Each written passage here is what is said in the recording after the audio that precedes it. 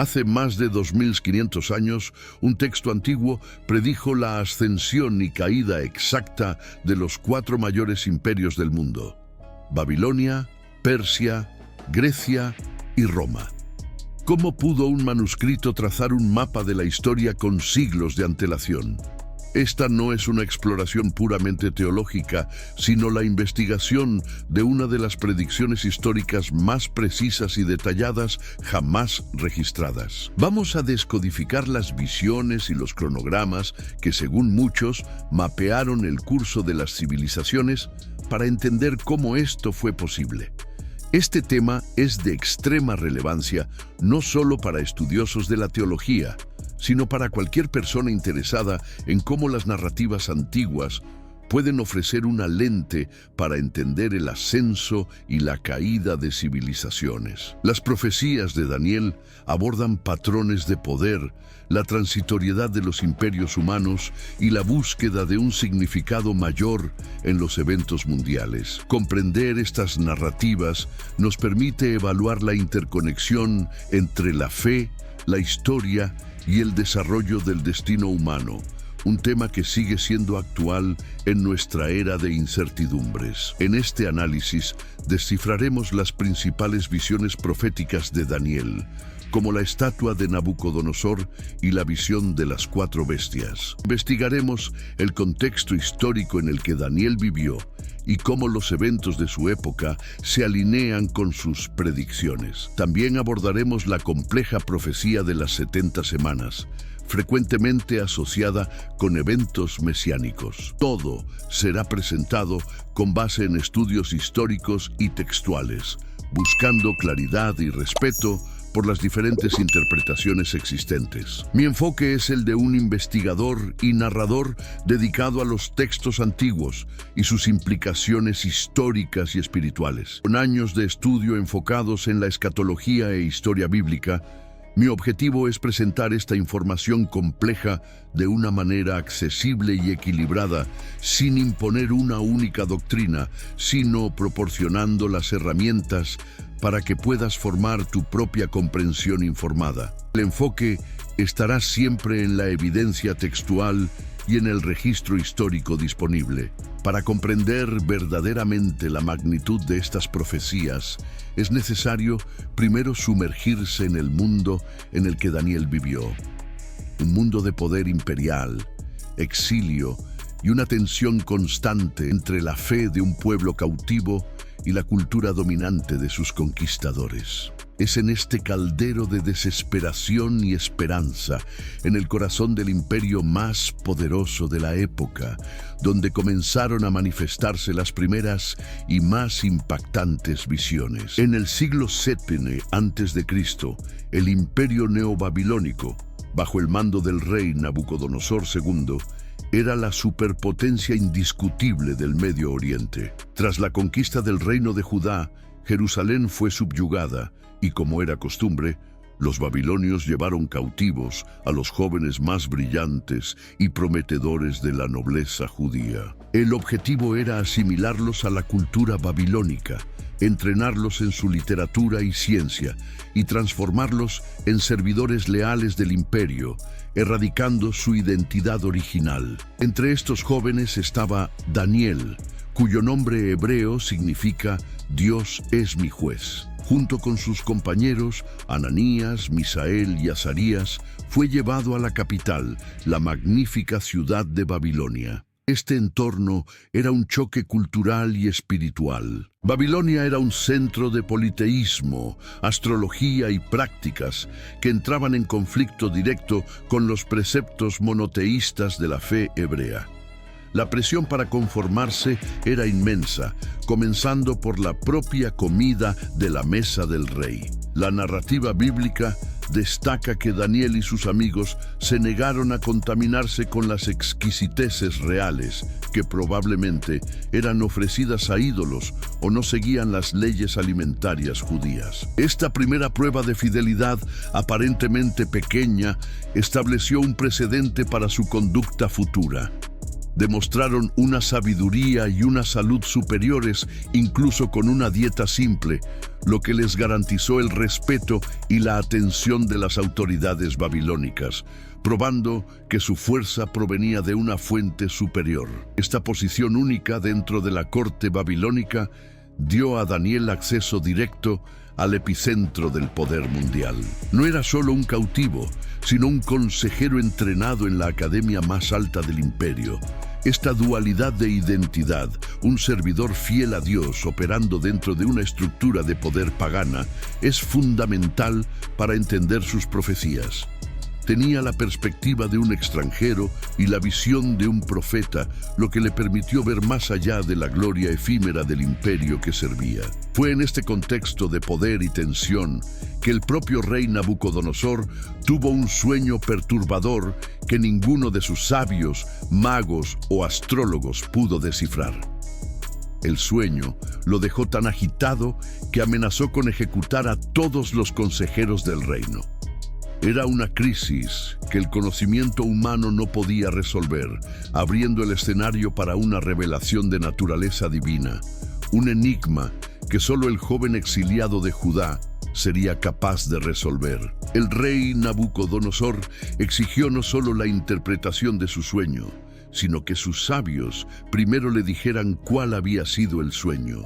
Un desafío imposible que probaría la autenticidad de cualquier revelación. Ante el fracaso de todos los demás, Daniel se presentó afirmando que su Dios podía revelar tales misterios. No reclamó sabiduría para sí mismo, sino que atribuyó la revelación a una fuente celestial, un acto que marcó su carrera como profeta y consejero de reyes. Daniel describió la visión del rey. Una estatua inmensa e imponente con una apariencia terrible. La cabeza de la estatua era de oro puro, su pecho y brazos de plata, su vientre y muslos de bronce, sus piernas de hierro, y sus pies eran una mezcla de hierro y barro. La visión era vívida y cargada de simbolismo, representando una sucesión de poder y dominio que se extendería por siglos, mucho más allá del reinado de Nabucodonosor. La visión entonces tomó un giro dramático. Una piedra, cortada sin ayuda de manos humanas, golpeó los pies de hierro y barro de la estatua, despedazándolos. Con el impacto, toda la estatua, el hierro, el barro, el bronce, la plata y el oro, fue destrozada y se convirtió como en la paja de una era en el verano, llevada por el viento sin dejar rastro. La piedra que destruyó la estatua, por su parte, creció y se convirtió en una gran montaña que llenó toda la tierra. La interpretación de Daniel fue tan directa como la visión fue misteriosa. Declaró a Nabucodonosor: «Tú eres la cabeza de oro». El imperio babilónico era el primero y más glorioso de estos reinos, pero su gloria no duraría para siempre. Después de él, surgiría un segundo reino, inferior, representado por la plata. Luego, un tercer reino de bronce dominaría la tierra, seguido por un cuarto reino, fuerte como el hierro, que aplastaría y rompería todos los demás. El final de la interpretación apuntaba a un futuro aún más distante. El reino de hierro sería dividido, y sus sucesores serían una mezcla de fuerza y fragilidad, incapaces de unirse permanentemente. Así como el hierro no se mezcla con el barro, la piedra cortada sin manos representaba un reino divino, establecido por Dios, que nunca sería destruido y que consumiría todos los demás reinos, permaneciendo para siempre. Con esta revelación se trazó un mapa profético de la historia mundial. La primera parte de la profecía, la cabeza de oro, fue claramente identificada por Daniel como el propio Nabucodonosor y su imperio babilónico. Babilonia, alrededor del 600 a.C., estaba en el apogeo de la riqueza, la arquitectura y el poder militar. Sus jardines colgantes eran una de las 7 maravillas del mundo antiguo, y su dominio se extendía por todo el creciente fértil. El oro era un símbolo perfecto para la opulencia y el poder absoluto que el imperio representaba en esa era. Sin embargo, como se predijo, un reino inferior se levantaría. En 539 a.C., la aparentemente invencible ciudad de Babilonia cayó ante las fuerzas conjuntas de los medos y persas, lideradas por Ciro el Grande. Este evento histórico marca la transición del oro a la plata. El imperio medo-persa, representado por el pecho y los brazos de plata, unificó un vasto territorio, pero su estructura administrativa y riqueza, aunque grandes, son históricamente consideradas un escalón por debajo del esplendor centralizado de Babilonia. El uso de la plata como símbolo es particularmente apropiado. El imperio persa fue notable por estandarizar el uso de monedas de plata en todo su vasto dominio, creando un sistema tributario y comercial unificado. Los dos brazos de la estatua también pueden interpretarse como la unión de las dos naciones, los medos y los persas, que formaron la base de este nuevo imperio. La precisión de la sucesión de un imperio dominante al otro es el primer eslabón verificado en esta cadena profética. El cumplimiento de esta primera fase de la profecía establece un patrón crucial. Las visiones de Daniel no son alegorías vagas, están ligadas a reinos y eventos históricos específicos. La caída de Babilonia no fue un evento oscuro, sino un punto de inflexión en la historia antigua, documentado por varias fuentes, incluyendo el Cilindro de Ciro y los escritos del historiador griego Heródoto. La profecía, por lo tanto, pasa su primera prueba de verificación histórica. La transición de Babilonia a Medo-Persia fue solo el comienzo de la secuencia descrita en el sueño. La profecía afirmaba que un tercer reino, simbolizado por el bronce, se levantaría para dominar. El mundo antiguo no permanecería bajo el control persa para siempre. En el horizonte, una nueva fuerza militar, más rápida y abarcadora que cualquier otra antes de ella, se preparaba para marchar y redefinir las fronteras del mundo conocido. El imperio medo-persa, simbolizado por la plata, reinó durante aproximadamente 2 siglos. Su estabilidad parecía duradera, pero la profecía de Daniel preveía el ascenso de un tercer reino, de bronce, que gobernaría sobre toda la tierra. Esta predicción se materializó de forma espectacular con el ascenso meteórico de Alejandro Magno y su imperio greco-macedonio. En poco más de una década, a partir de 334 a.C., Alejandro conquistó el imperio persa y expandió su dominio desde Grecia hasta la India.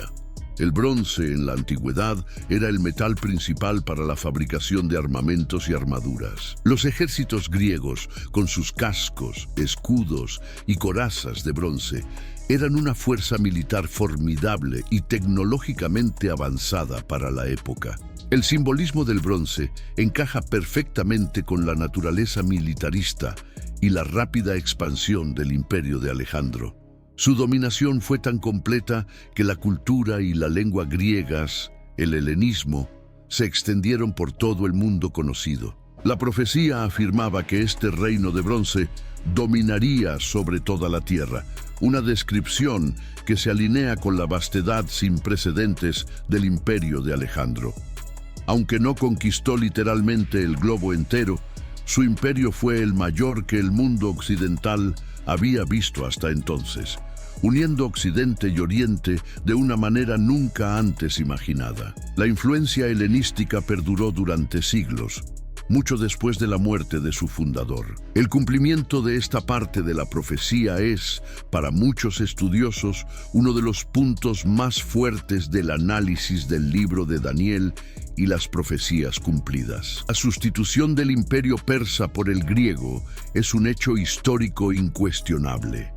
La velocidad y la extensión de las conquistas de Alejandro fueron tan extraordinarias que parecen un eco directo del lenguaje profético. La historia, una vez más, parece seguir el guión escrito siglos antes en las visiones de Daniel. Con la caída de Persia y el ascenso de Grecia, la estatua profética revela su tercera sección. El oro de Babilonia dio paso a la plata de Persia, que a su vez fue reemplazada por el bronce de Grecia. Pero la visión no terminaba ahí. Un cuarto reino, más fuerte y aterrador que todos los anteriores, representado por piernas de hierro, estaba destinado a surgir de las cenizas del imperio de Alejandro, listo para aplastar y someter al mundo de una manera completamente nueva. Tras la muerte prematura de Alejandro en 323 a.C., su vasto imperio de bronce no permaneció unido.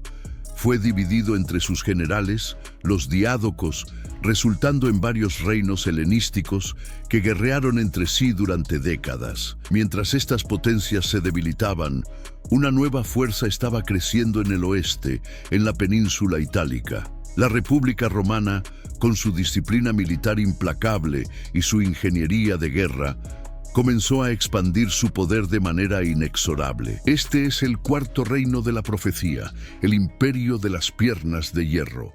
El hierro era el metal de la guerra romana. Sus legiones, armadas con el gladius de hierro y protegidas por la lorica segmentata, eran la máquina de guerra más eficiente que el mundo antiguo había conocido. La descripción profética de un reino que aplasta y rompe todo en pedazos es una representación precisa de la política de conquista romana, que subyugó y absorbió los reinos helenísticos y muchas otras naciones. El Imperio Romano no solo conquistaba, dominaba con una fuerza de hierro. Sus leyes, caminos y acueductos imponían un orden rígido y duradero sobre las provincias conquistadas. La Pax Romana, aunque trajo estabilidad, fue establecida a través de una fuerza militar abrumadora. Las piernas de la estatua, al ser dos, son frecuentemente interpretadas como la eventual división del Imperio Romano en dos partes: el Imperio Romano de Occidente, con capital en Roma, y el Imperio Romano de Oriente, con capital en Constantinopla. Esta división histórica, formalizada a finales del siglo IV d.C., es un detalle notablemente específico que parece alinearse con la imagen de la estatua. Durante siglos, el poder mundial estuvo concentrado en estos dos centros, ambos herederos del legado de hierro de Roma. La fuerza y la longevidad del Imperio Romano superaron a las de todos sus predecesores. Así como el hierro es más fuerte que el bronce, la plata y el oro, cumpliendo otra etapa de la visión de Nabucodonosor. Sin embargo, la profecía continuaba, descendiendo de la fuerza bruta de las piernas de hierro a una base mucho más inestable. La visión describía los pies y los dedos de la estatua como una mezcla de hierro y barro. Esto apuntaba a una fase final de este poder mundial, una era de división y fragilidad inherente, donde la fuerza del hierro aún estaría presente, pero su unidad y cohesión estarían permanentemente comprometidas por una debilidad fundamental. La fase final de la estatua profética, los pies y los dedos compuestos de hierro mezclado con barro, representa el estado del mundo tras la fragmentación del Imperio Romano. El Imperio Romano de Occidente cayó oficialmente en 476 d.C., no ante un único imperio sucesor, sino ante una serie de tribus germánicas invasoras. A partir de sus ruinas, surgieron las naciones-estado de la Europa moderna. El poder imperial centralizado de Roma se deshizo en un mosaico de reinos menores. La profecía describe esta era como un reino dividido. El hierro, que representa el legado de fuerza, ley y estructura de Roma, aún está presente en estas naciones. Muchas leyes, lenguas y estructuras gubernamentales europeas tienen sus raíces en Roma. Sin embargo, el barro, un material frágil, está mezclado con él, simbolizando una debilidad inherente y una incapacidad para unificarse permanentemente. La historia de Europa, desde la caída de Roma, es una crónica de esta mezcla. El texto de Daniel 2:43 declara específicamente: se mezclarán por medio de matrimonios, pero no se mantendrán unidos, así como el hierro no se mezcla con el barro. La historia de la realeza europea está repleta de alianzas matrimoniales destinadas a forjar imperios unificados, como los intentos de los Habsburgo u otras dinastías. Sin embargo, ninguna de estas tentativas resultó en una restauración duradera y unificada del Imperio Romano. La unidad siempre resultó frágil y temporal. Hombres como Carlomagno, Napoleón Bonaparte y, más recientemente, los líderes detrás de proyectos de unificación en el siglo XX, intentaron unir Europa bajo una sola bandera de poder. Aunque lograron éxito temporal, sus coaliciones e imperios eventualmente se fragmentaron. La profecía parece sugerir que esta condición de fuerza dividida y unión inestable es la característica definitoria del panorama político que emergió del antiguo Imperio Romano y que persiste hasta hoy. Esta condición de un mundo fragmentado, donde potencias fuertes coexisten pero no logran fusionarse en un imperio singular y cohesivo, prepara el escenario para el evento final de la visión. Es sobre los pies de hierro y barro que representan este sistema de naciones divididas, donde la piedra cortada sin manos está destinada a colisionar. Pero antes de explorar el significado de esa piedra, Daniel recibe otra visión, que repite y expande este mismo mapa profético con nuevos y aterradores detalles. Años después de interpretar el sueño de Nabucodonosor, el propio Daniel tuvo una visión nocturna que complementa y profundiza la profecía de la estatua. En Daniel capítulo 7 describe 4 grandes bestias emergiendo de un mar tempestuoso. Cada bestia representa un reino, reflejando los 4 imperios de la estatua, pero revelando sus características desde una perspectiva diferente, no como metales gloriosos, sino como animales depredadores y monstruosos, reflejando su naturaleza violenta y devoradora.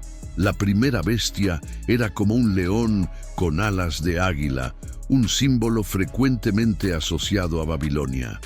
Imágenes de leones alados adornaban los portones y palacios de la ciudad, como el famoso portón de Ishtar. La visión de Daniel describe las alas siendo arrancadas y el león poniéndose en pie como hombre, recibiendo un corazón humano. Esto puede simbolizar la humillación y posterior restauración de Nabucodonosor, quien perdió su reino y su cordura por un tiempo antes de reconocer un poder superior. Luego surgió una segunda bestia, semejante a un oso. Se levantaba sobre uno de sus lados y tenía 3 costillas en la boca. Esta bestia representa el imperio medo-persa. La postura elevada de un lado puede simbolizar el dominio de los persas sobre los medos dentro de la alianza. Las 3 costillas son comúnmente interpretadas como las 3 principales conquistas que consolidaron el imperio: Lidia, Babilonia y Egipto. Naciones que el imperio devoró para establecer su poder. La tercera bestia era como un leopardo, con 4 alas de pájaro en la espalda y 4 cabezas. Este es un símbolo vívido del imperio griego bajo Alejandro Magno.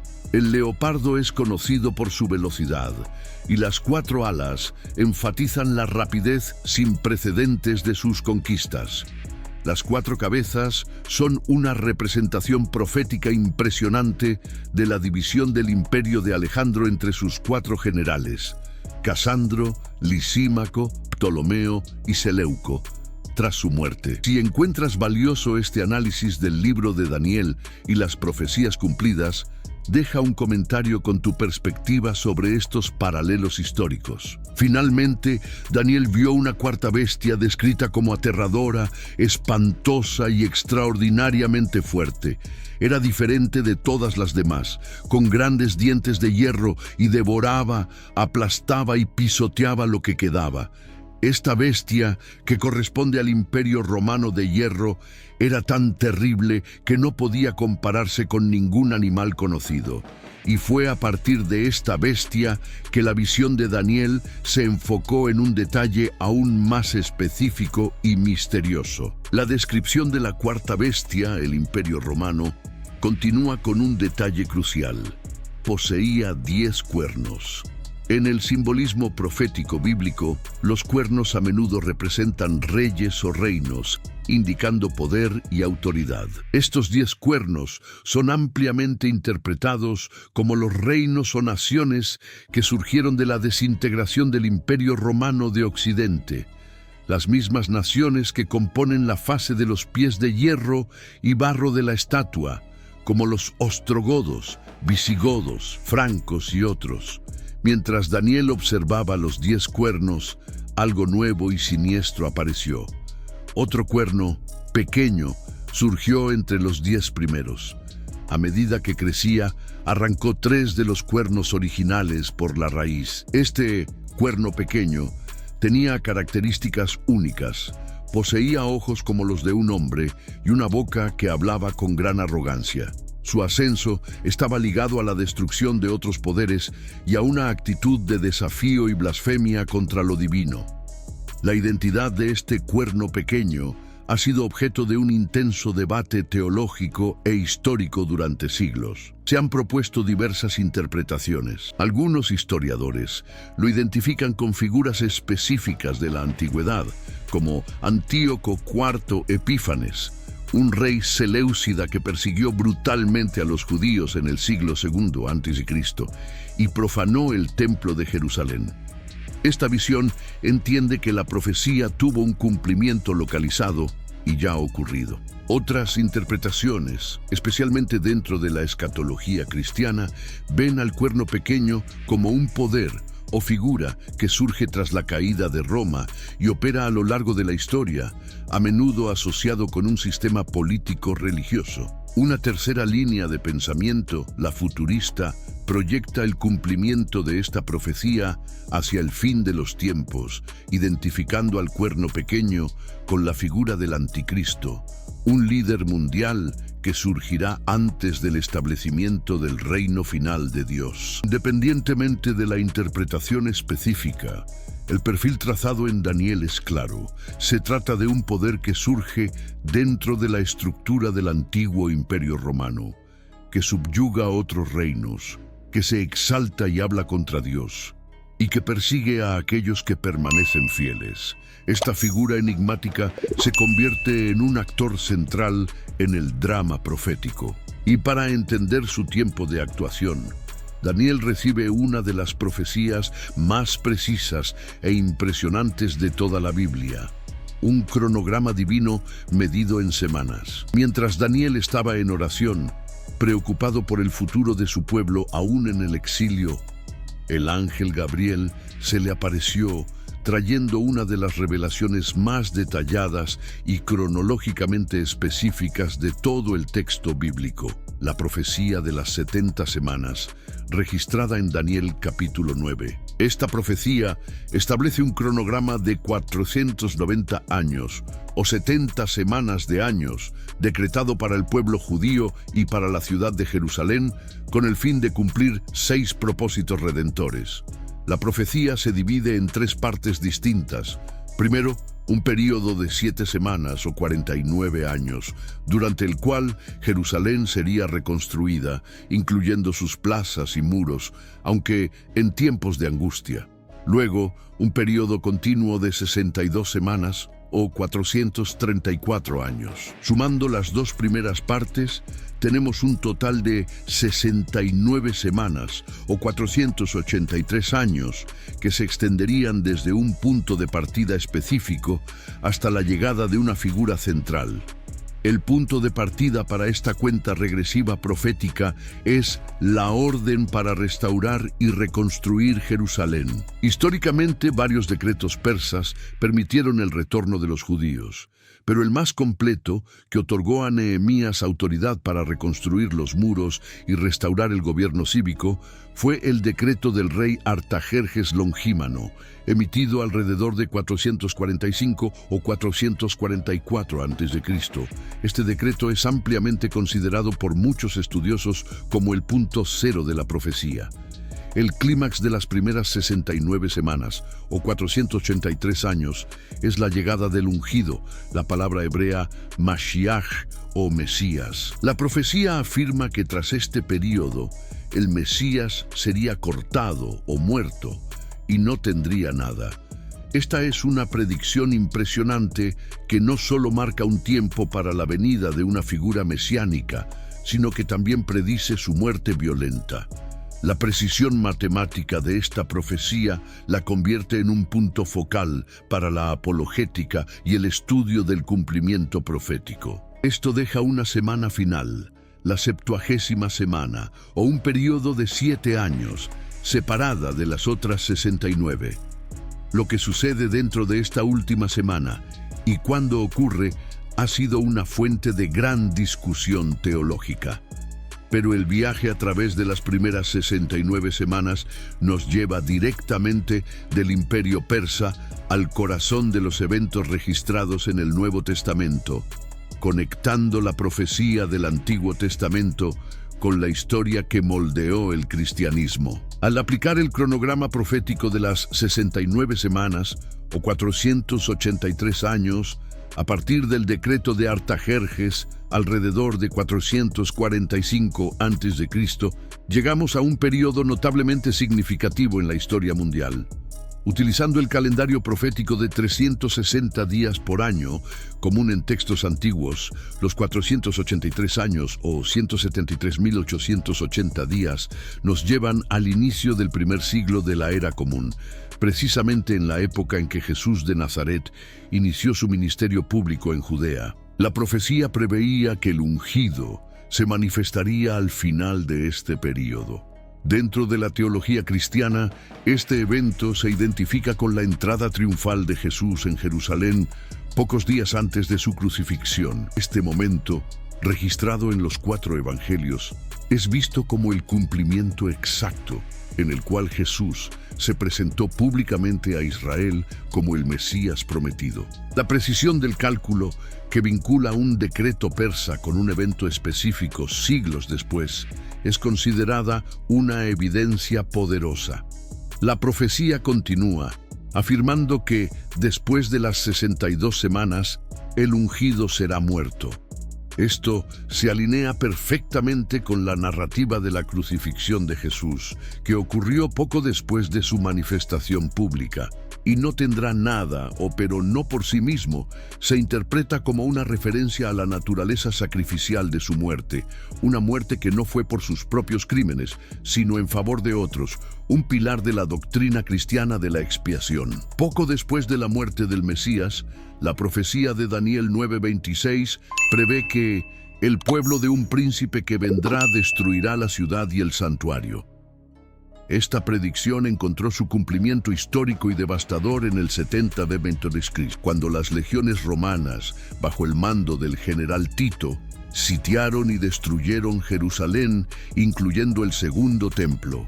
Este evento traumático cambió para siempre el curso del judaísmo y del cristianismo primitivo, y es visto como una consecuencia directa del rechazo del Mesías prevista en la profecía. Con el cumplimiento de las primeras 69 semanas culminando en la vida y muerte de Jesús y la subsiguiente destrucción de Jerusalén, la atención de los intérpretes se centra en el eslabón final de la cadena profética, la misteriosa 70ª semana. Este último periodo de 7 años permanece como una de las partes más debatidas y fascinantes de toda la escatología bíblica, con su significado y cronología siendo clave para entender las visiones sobre el fin de los tiempos. La 70ª semana, el periodo final de 7 años de la profecía de Daniel, está separada de las 69 semanas anteriores por un intervalo de tiempo de duración indeterminada. La destrucción de Jerusalén en el 70 de Cristo ocurrió en este intervalo. La interpretación más común dentro del pensamiento profético futurista es que esta última semana aún no ha ocurrido y pertenece a un tiempo futuro, frecuentemente referido como el período de la tribulación. Según esta visión, El evento que inicia la cuenta de la 70ª semana es la confirmación de una alianza o pacto por un líder prominente, el príncipe que vendrá, con muchos, a menudo interpretado como Israel. Este pacto, con una duración de 7 años, traería una falsa paz a la región, permitiendo quizás la reconstrucción del templo judío en Jerusalén y la reanudación de los sacrificios. Este líder es frecuentemente identificado con la figura del anticristo. A la mitad de la semana, tras 3 años y medio, este líder rompería la alianza. La profecía afirma que él hará cesar el sacrificio y la ofrenda de manjares y establecerá en el templo la abominación de la desolación. Este acto de profanación es un eco de la profanación histórica de Antíoco Epífanes, pero en una escala escatológica final. Sería un acto de autodeificación, marcando el inicio de un período de persecución intensa y tribulación global. Otras interpretaciones, conocidas como preteristas, argumentan que la totalidad de la 70ª semana ya fue cumplida en el primer siglo. Asocian la alianza con el ministerio de Cristo y de los apóstoles y ven la abominación de la desolación como la profanación del templo por los celotes o la propia destrucción de Jerusalén por las tropas romanas. En esta perspectiva, la profecía de Daniel estaría totalmente cumplida y no se referiría a eventos futuros lejanos. Dependientemente de la línea de interpretación, la estructura de la 70ª semana apunta a un período de conflicto intenso centrado en Jerusalén, que involucra adoración, engaño y el ascenso de un poder que se opone directamente a Dios. La complejidad y el peso de esta profecía final la convierten en un campo de estudio continuo, recordándonos que, aunque muchas de las predicciones de Daniel han encontrado un eco claro en la historia, otras aún guardan sus secretos, señalando hacia el futuro. Al examinar el libro de Daniel y las profecías cumplidas, percibimos que su relevancia trasciende la mera curiosidad histórica. Las narrativas ofrecen un marco para entender la dinámica del poder humano. El ascenso y la caída de Babilonia, Persia, Grecia y Roma no son solo eventos pasados, forman un patrón. Los imperios, por más poderosos que parezcan, son transitorios. Esta perspectiva ofrece un contrapunto humilde a la arrogancia del poder en cualquier época, incluyendo la nuestra. Las profecías de Daniel proporcionan un sentido de soberanía divina sobre la historia. La idea de que el curso de las naciones fue previsto con siglos de antelación sugiere que los eventos humanos no son aleatorios, sino que se desarrollan dentro de un plan mayor. Para muchos, esta es una fuente de gran consuelo y esperanza, especialmente en tiempos de inestabilidad global. La creencia de que la historia tiene un propósito y una dirección puede proporcionar un significado profundo en medio del caos aparente. Además, la figura del Mesías, central en la profecía de las 70 semanas, sigue siendo la piedra angular de la fe para miles de millones de personas. El análisis de cómo las predicciones del Antiguo Testamento se alinean con la vida de Jesús de Nazaret permanece como uno de los argumentos más poderosos de la apologética cristiana. Esto transforma el libro de Daniel de un simple registro histórico en un texto teológico vital que conecta dos alianzas y señala un plan redentor.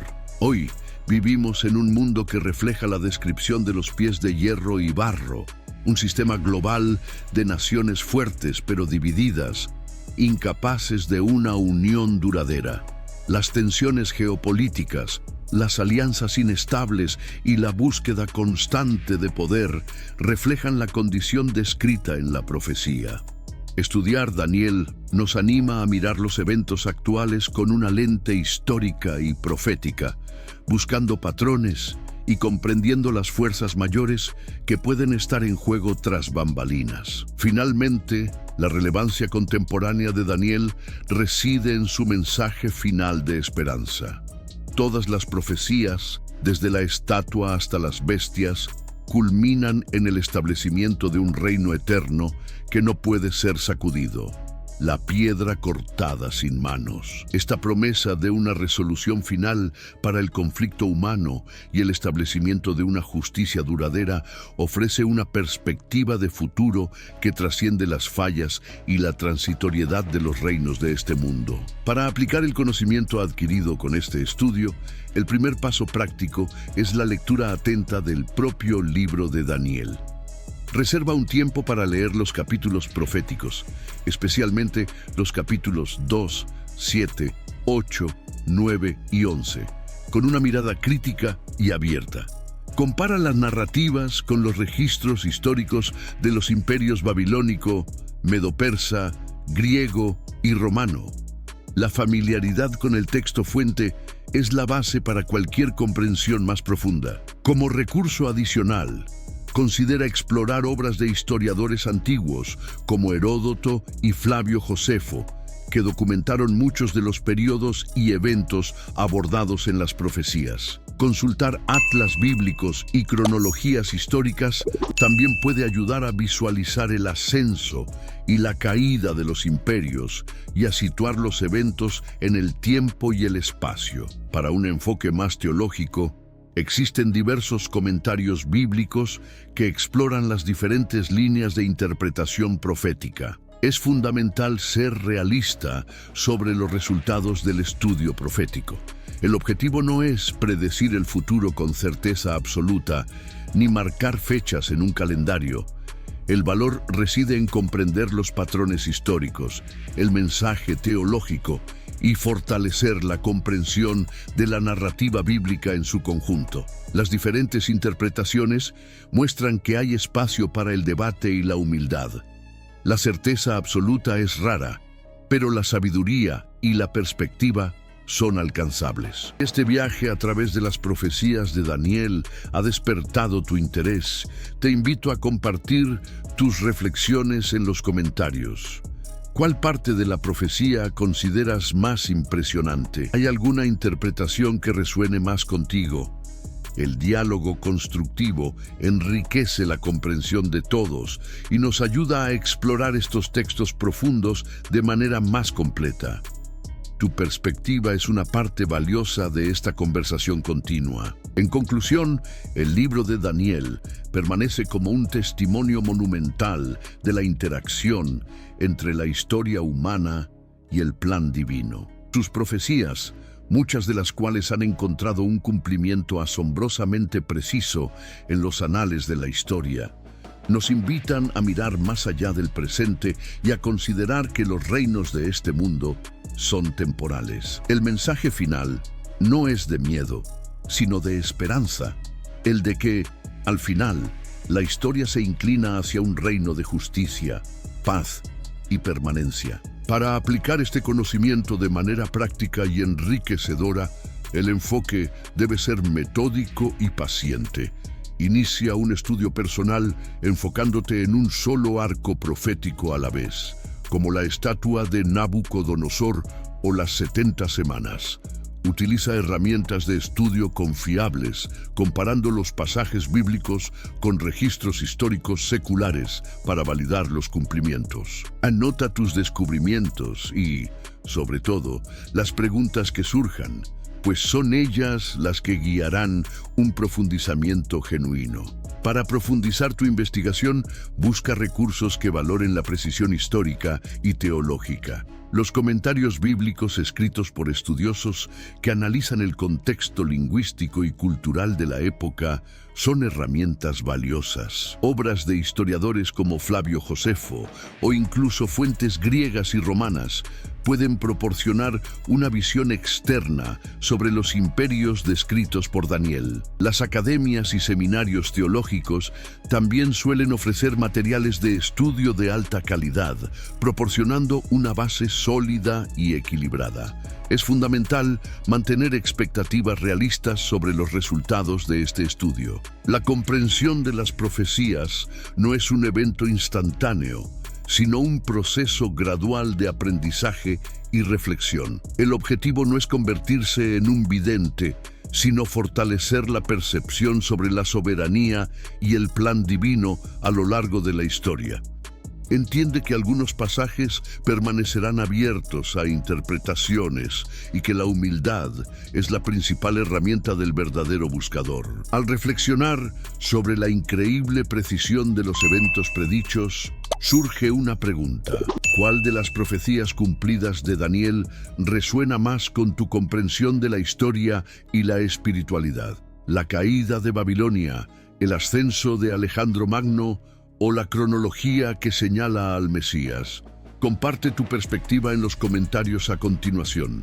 El intercambio de ideas enriquece el viaje de conocimiento de toda nuestra comunidad de exploradores. En última instancia, el estudio del libro de Daniel y las profecías cumplidas nos ofrece más que una crónica del pasado o un vistazo al futuro. Nos regala un poderoso mensaje de esperanza y propósito. Demuestra que, incluso en medio del caos y el ascenso y caída de los imperios humanos, existe una narrativa mayor en curso.